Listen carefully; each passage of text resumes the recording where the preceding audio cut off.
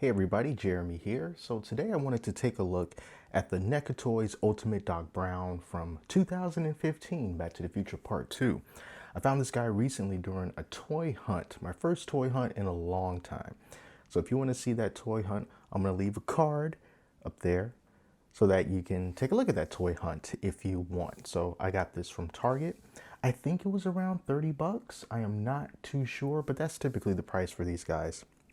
So, out of this entire Back to the Future line, I think that NECA has done an exceptional job with the Doc Brown character, with the Christopher Lloyd likeness.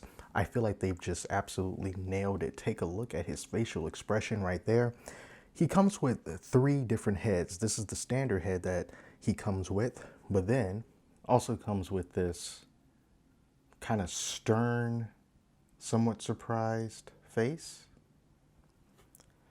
And then also a happy, somewhat elated face. And all of them do a really good job of recapturing Christopher Lloyd's likeness. And that hair looks really good.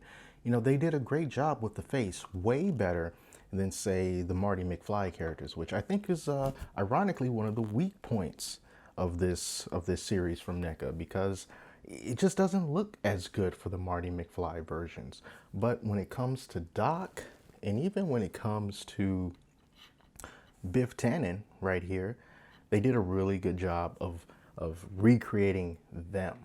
So the other accessories that Doc comes with, besides the alternate heads, are these interchangeable hands. Kind of small, so they might not focus. But 2 interchangeable hands, and they're both the gripping hands to grab onto things, such as this really small pair of like futuristic binoculars that he had. I believe it was when he was looking in the alley at Jennifer, he used these.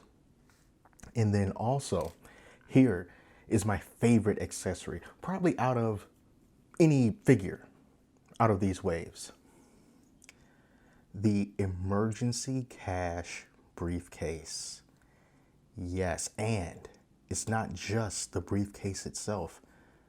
Guys and gals, the money, the emergency cash is actually there, labeled for the years that Doc might have needed them for.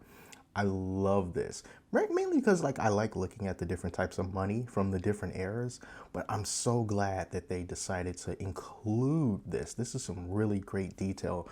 And just looking at it here, I mean, the money looks good too. There's some $2 bills in there and some different types of $1 bills from 1955 to 1923. It's just, this is my favorite accessory, and I love that you can close it up as well. So this would definitely go along with him wherever I decide to keep this. And then I really also like the outfit that Doc is wearing. We got the clear tie right there. Let's open up the jacket a little bit more so you can see the somewhat colorful fashion of the future, or the past in this case. And then also pretty cool shoes. One detail that I didn't know is that he's got like little antennas on the back of his shoes. I didn't even notice that from the movie. This figure was the first time I even noticed it, or really his shoes in general. He's got all these little metal connections on his shoes. So yeah, of course, none of this stuff really came to fruition, but it's all good. Now, the other great thing about this figure is I feel like even if you were to just do a really not even caring about it kind of a pose, it works so good because it's Doc Brown and he's already eccentric as it is. I feel like he doesn't need to be like the perfect pose for a typical human being. He can kind of be all over the place, and the expressiveness will still be there. And that's what I really, really like about him. Oh, check it out. We also got that watch right there. Cool watch. And for these types of videos, you always have to talk about articulation, even though with these NECA figures, especially based on movies, articulation really ain't all that important, to be honest, to me. But let's take a look at it. Now, he is pretty much still fresh out of the box, but his joints are not very tight. So I get his arms up about that much, got the head like that, down about that much, left and right, of course, a little bit of pivot on the head as well. Now for the legs, move them apart. The jacket is going to be a bit of a resistance point, but you know, that's good enough. Move his leg forward somewhat, back, not really. As for the feet, they do pivot, so you got some ankle pivot right there.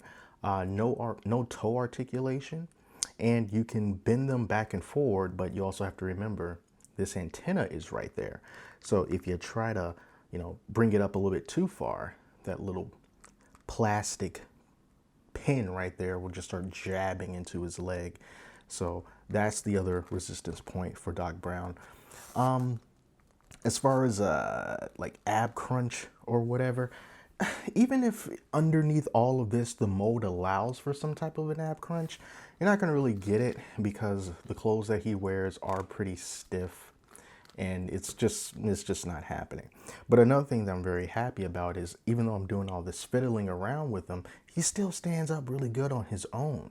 And you know, I'm really happy to see that. You don't have to be so intricate in trying to, you know, counter gravity ever so slightly in order for them not to fall over.